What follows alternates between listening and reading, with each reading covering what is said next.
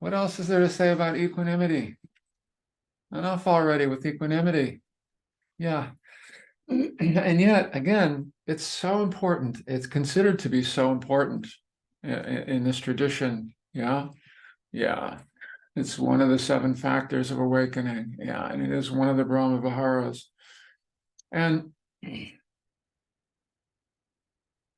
it's considered to be a very important practice, a very important state of mind, a more balanced state of mind. I'd like to say something about equanimity with respect to thinking, with respect to thought. Yeah, with respect to thought.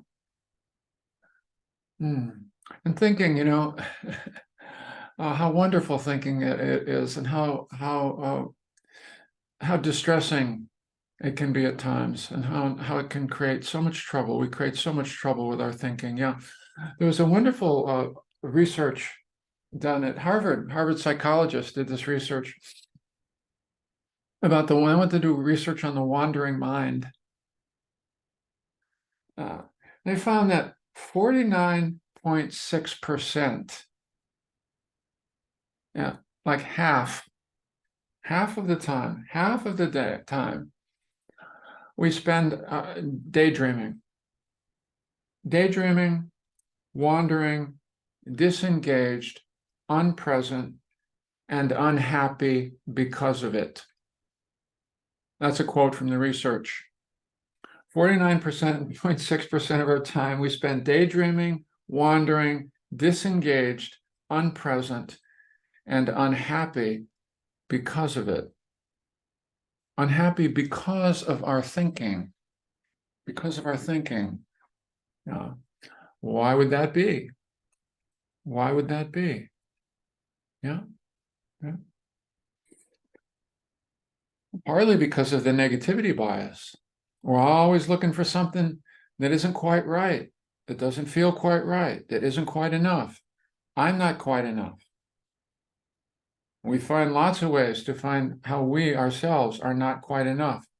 And then we believe those thoughts, and that affects our mood, and it affects the way we move through our day and the way we feel about ourselves. There are a couple of the most important misconceptions around meditation, or where meditation might lead.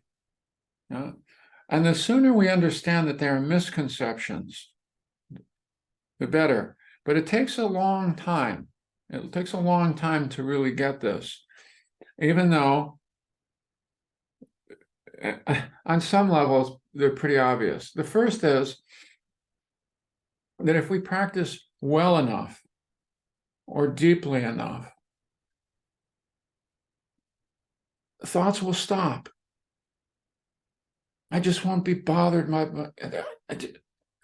Thoughts will more or less stop. If I can get really quiet, thoughts will stop. In fact, one of our sweet wishes about what peace of mind might be, peace of mind, is that thoughts won't arise. I'll be in this completely still place and thoughts won't arise. Now, there are some concentration states where thoughts lessen for a while. Well, the Buddha experienced this himself. The concentration states, the disturbing thoughts will not show up so much for a while. And that's a state of mind. When that state of mind wears off, the mind comes rushing back with its full-on thinking again. What I love, one of the things I love in Buddhism is they think of the mind thinking. Thinking is just the mind is just a sense organ, and this is what it does. It thinks.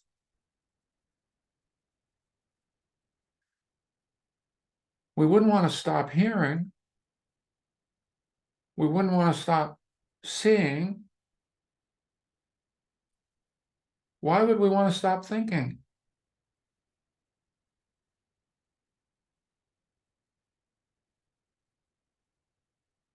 It serves us in so many ways. And yet thinking causes us a lot of trouble.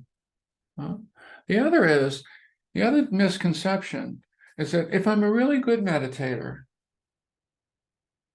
if I'm sincere, and I really adhere, I really take this seriously, and I really want to cultivate my life in this direction, that I will only have good thoughts. I will only have lovely thoughts. I will only have pure thoughts, kind thoughts, loving thoughts. That's another misconception. The sooner we come to terms with these two things, number one, thinking will not stop, nor should it. And then we will not only have good thoughts, the thoughts that we identify as good thoughts, the thoughts that we like. It's no different than in any other sense organ. We are wired to move toward the pleasant, to move away from the unpleasant.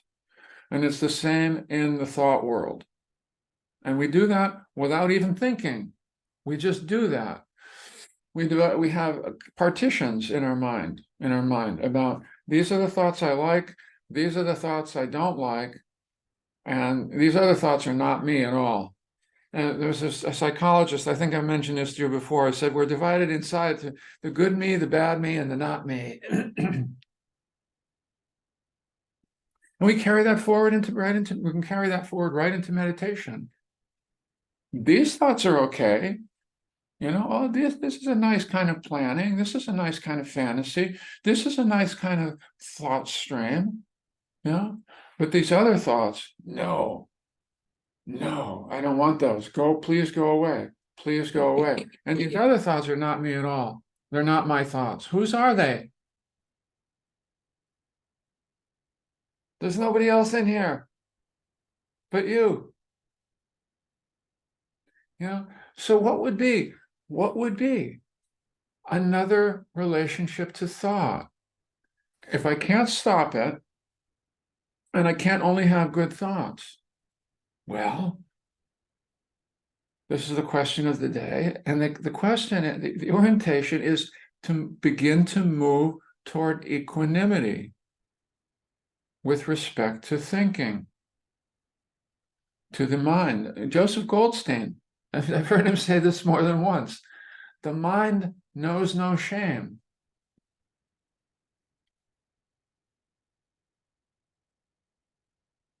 Thoughts come and go of all kinds. We have angry thoughts. We have lustful thoughts. We have all kinds of wild, unkempt thoughts, untrained thoughts, nasty thoughts. Also are part of the landscape of this being human. But we've gotten so clear about our partitioning. No. Yes to this, no to that. So much of this training, of all of our training in meditation, is beginning to see how we've said no to this, yes to this, and spaced out to the rest of it. And we do that with thought as well. And part of the move of a deeper self-acceptance, of this mind, heart, body, is the acceptance that, we have a wide range of thoughts in there. And it's not because we're not good people that we have dark thoughts. You see? The thoughts, I won't share that with anybody.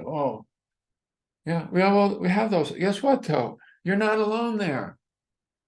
You see? The thing is that, too, is part of common humanity. It's part of common humanity to have those kinds of thoughts, to want to bury those kinds of thoughts, to not want to tell anybody about those kinds of thoughts. That's all part of common humanity. And then we gradually can begin to learn to soften around all of it, make room for it. Doesn't mean we're going to have to identify with every thought and act out every thought, my goodness. But it rolls through the landscape. It's making room for it to roll through the landscape. I could have a really terrible thought right now. I could invite you to have a really terrible thought right now. Yeah, you can if you want. I'm going to have one though, right now. I mean, a really terrible one. A really terrible one. Ready? Oh, that was bad. That was bad. But here's the thing. I don't believe it.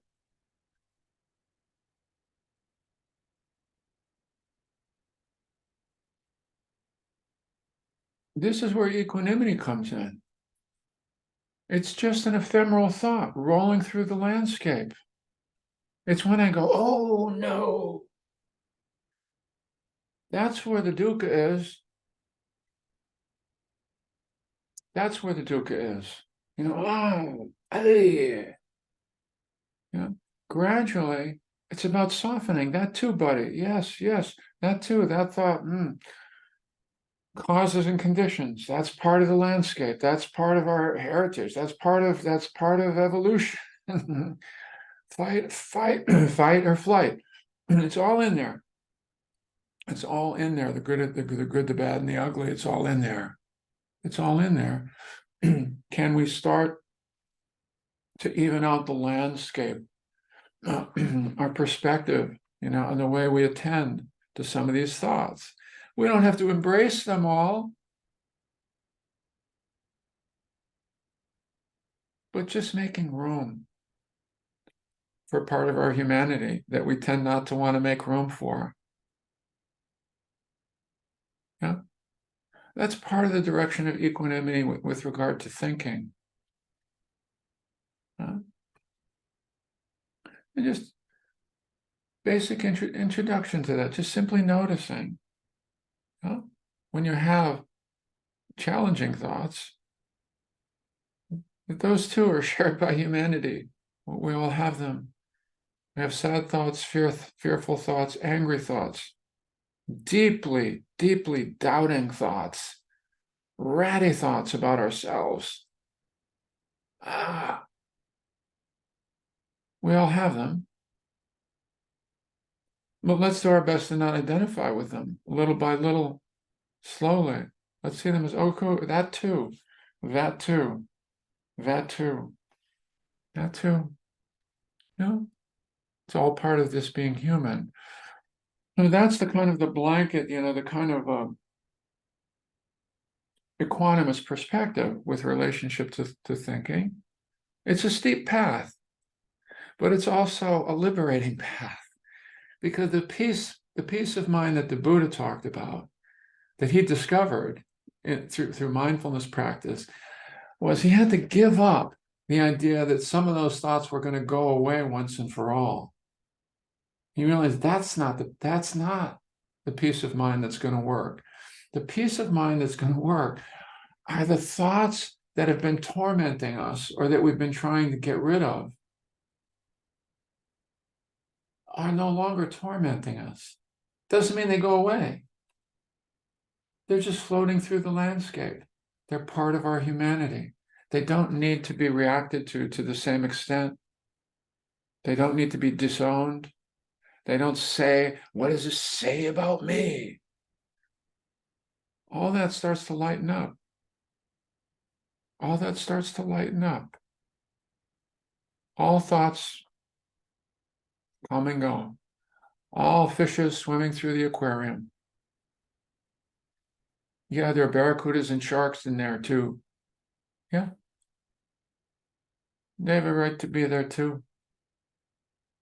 We don't need to believe them. We don't need to act out from them. Bringing equanimity to thought. Yeah. That's a big one. It's a big one, been a big one for me. And thank you for your attention. Yeah.